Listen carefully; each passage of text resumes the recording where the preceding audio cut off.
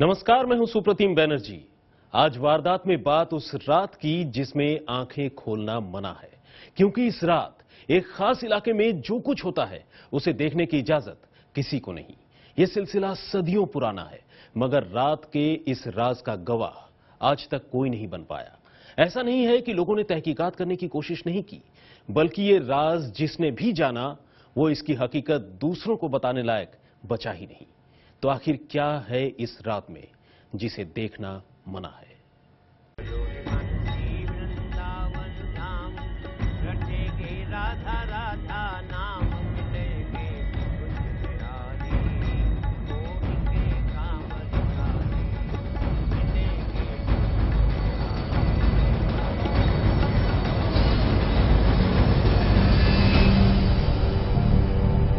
भक्ति और श्रद्धा में डूबे ये शब्द वृंदावन की कृष्ण भक्ति परंपरा का एक अटूट हिस्सा है, और ये है वृंदावन का निधिवन।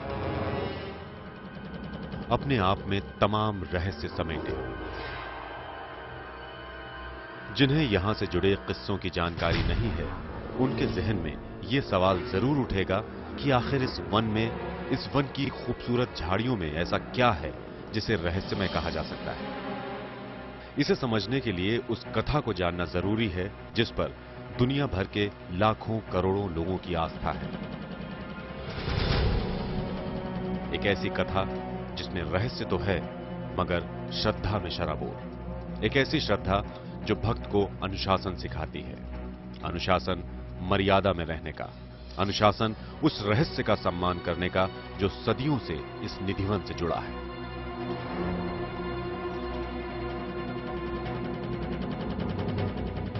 यहाँ की प्रमुख मान्यता यह है कि रात्रि में भगवान श्याम सुंदर अपनी आह्लादनी शक्ति श्री राधा के साथ में महारास करने के लिए श्री निधिवन राज पधारते हैं। बांके बिहारी मंदिर से रात्रि की आरती के बाद ठाकुर जी के यहाँ आने पर इस जगह पर कोई भी नहीं रहता, ऐसी प्राचीन मान्यता है और अभी भी निभ रही है।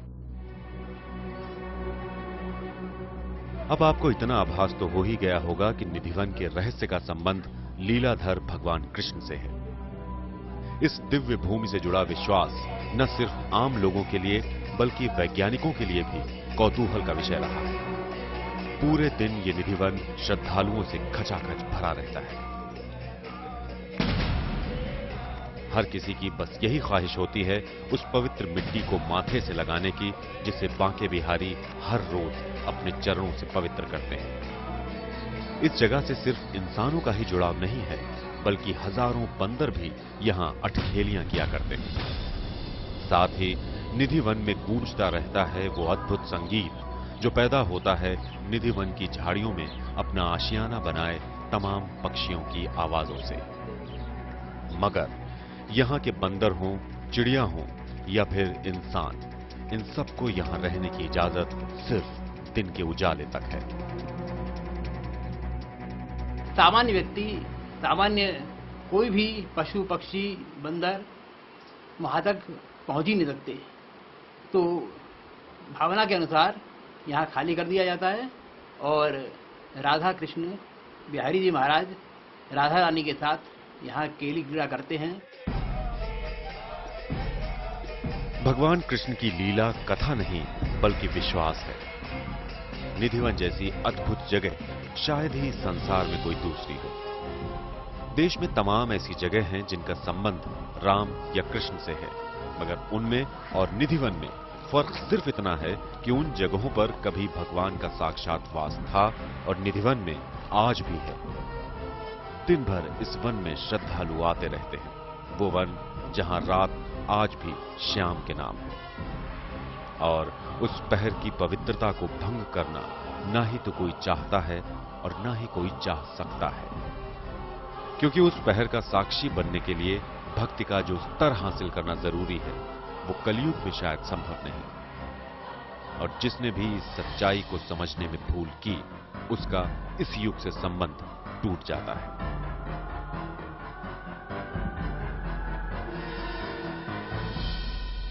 यहाँ कोई नहीं रुकता, जो रुकता से ऊपरे जाता है। यहाँ कोई नहीं रुकता।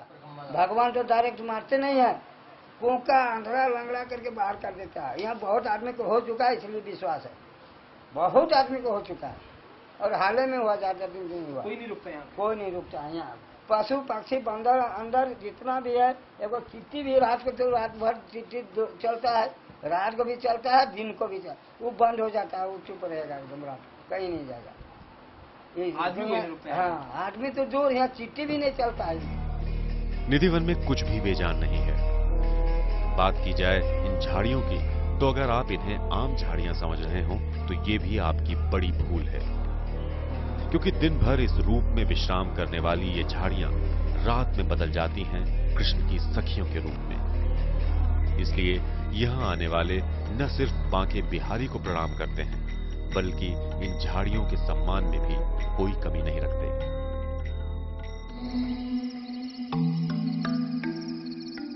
आज तक की टीम ने जब निधिवन का दौरा किया तो दिन के वक्त वहां तमाम पशु पक्षी मौजूद थे।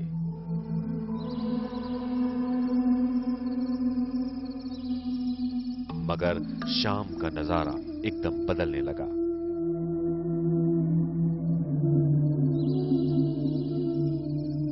क्या इंसान, क्या जानवर, क्या पक्षी, सब यहां से बाहर जाने लगे। दिन की चहल पहल की जगह एक अजीब सा सन्नाटा यहां पसरने लगा। शाम को भगवान की शयन आरती के बाद निधिवन के दरवाजे बंद कर दिए जाते हैं, क्योंकि भगवान यहाँ पे रास करने आते हैं और यहाँ कोई रोक नहीं सकता है, क्योंकि भगवान जो है क्या है, उसी को कर्म में लायक करते हैं जिसको कर्म में भक्ति का ज्ञान हो। जिसके अंदर भक्ति है तो भगवान उसको दर्शन भी देगा, यहाँ भी दे सकता है, वहाँ भी दे सकता है। और जो छुपके रह जाते हैं वो जो है क्या है, मृत्यु हो जाती है या अर्धविक्षेप हो जाता है या पागल हो जाता है, बताने की स्थिति में नहीं होता है। शाम होने से पहले ही सब बंदर वगैरह, पक्षी वगैरह सब छोड़ देते हैं, फिर चेकिंग होती है हमारी, कोई रह नहीं जाएगा। पुजारी खुद इस बात की तस्दीक करते हैं कि कोई धोखे से भी यहां छूट तो नहीं गया, क्योंकि यह धोखा अगली सुबह किसी हादसे को जन्म भी दे सकता है।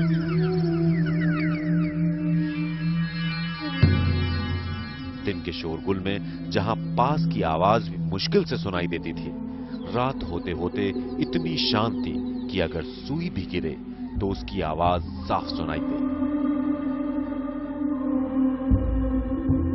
और हमें भी यही सलाह दी गई कि बस इंसान की हद यहां खत्म होती।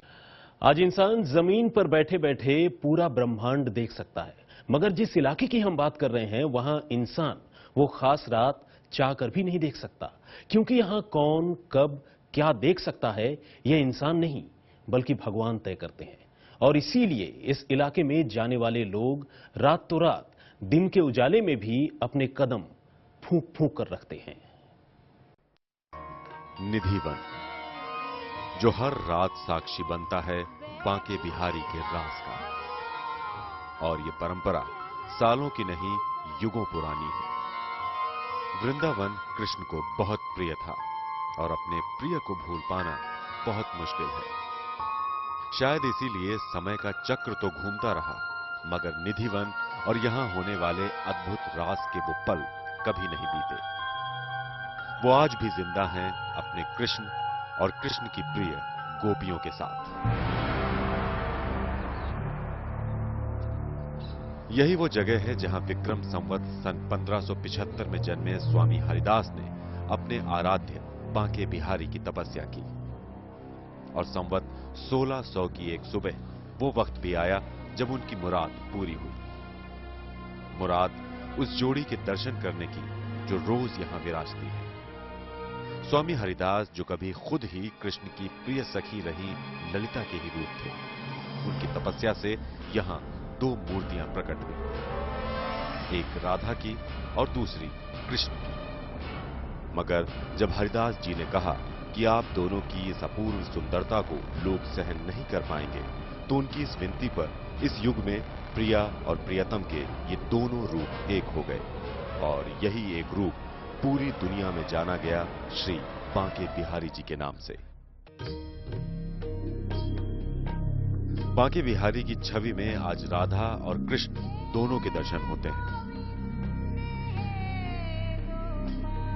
अगर ये पुरुष रूप में मुकुट और पटका पहनते हैं तो स्त्री रूप में घाघरा, बिंदी और टीपर भी धारण करते हैं। ये मंदिर वास्तुकला के नजरिए से भी बेजोड़ है। इसके खंभे और मेहराब अगर राजपूताना शैली की झलक दिखाते हैं तो दीवारों पर मुगल प्रभाव साफ नजर आता है।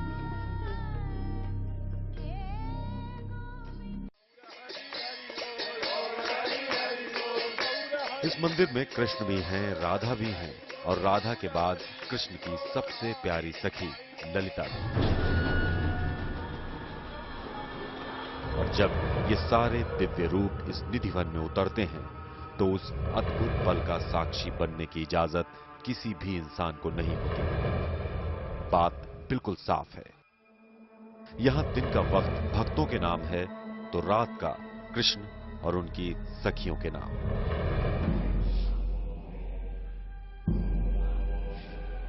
इस मंदिर में श्रद्धा और रहस्य का जो एहसास है उसे यहां आकर ही महसूस किया जा सकता है, क्योंकि यहां आने वाला हर शख्स अच्छी तरह से जानता है कि यह मंदिर और उसके आसपास का ये पूरा इलाका जहां वो कदम रख रहा है, हो सकता है कि जमीन के इसी हिस्से पर बीती रात बांके बिहारी के भी कदम पड़े।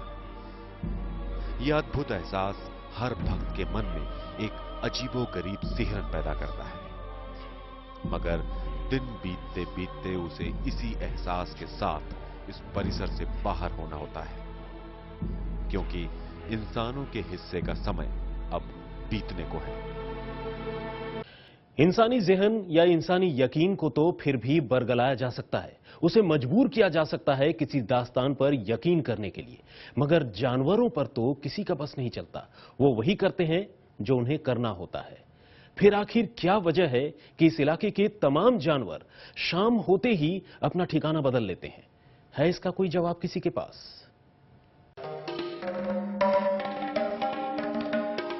आखिर क्या है निधिवन का रहस्य? क्या वाकई भगवान हर रात यहां आते हैं और महाराज करते हैं? इन सवालों का जवाब आज तक कोई ढूंढ नहीं सका। वैसे भी श्रद्धा सवालों और जवाबों से परे होती है। कहा जाता है जहां सारे तर्क खत्म हो जाते हैं वहीं से पैदा होती है श्रद्धा। मगर जिसने भी इस पर सवाल खड़े किए और कोशिश की जवाब ढूंढने की, तो उन्हें जवाब मिला या नहीं ये तो पता नहीं। हां, इतना जरूर हुआ कि वो कुछ बताने लायक नहीं रहा। निधिवन में 4 मंदिर हैं। पहला वो स्थान जहां बिहारी जी प्रकट हुए थे। दूसरा रंगमहल, जिसके बारे में यह विश्वास है कि रास करने के बाद भगवान यहां विश्राम करते हैं।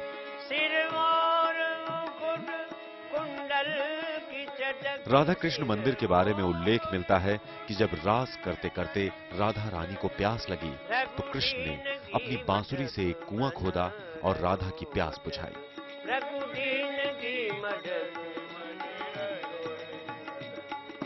मगर प्रेम में जलन न हो ऐसा तो हो ही नहीं सकता। राधा रानी ने उस कुएं से पानी पीने के बाद कान्हा की बांसुरी कहीं छिपा दी।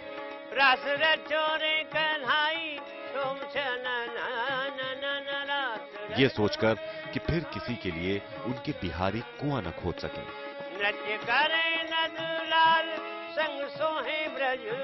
आज का राधा कृष्ण मंदिर वही जगह है। और चौथा स्थान है परम भक्त स्वामी हरिदास की समाधि स्थली।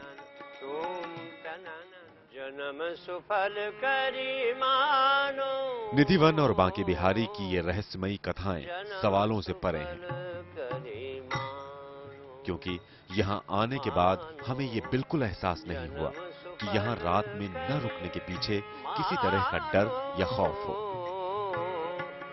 रात की ये दूरी दरअसल बांके बिहारी की पूजा का ही एक हिस्सा है। एक ऐसी पूजा जिसने यहाँ भक्त और भगवान के एक अनोखे और रहस्यमय रिश्ते को जन्म दिया है।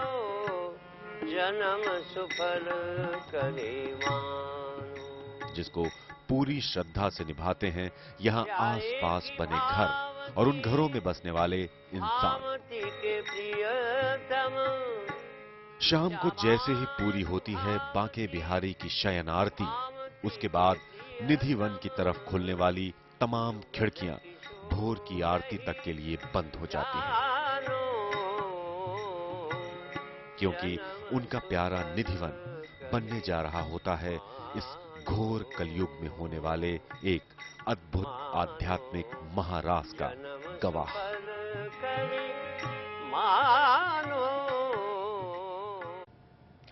तो वारदात में फिलहाल इतना ही, लेकिन देश और दुनिया की बाकी खबरों के लिए आप देखते रहिए आज तक।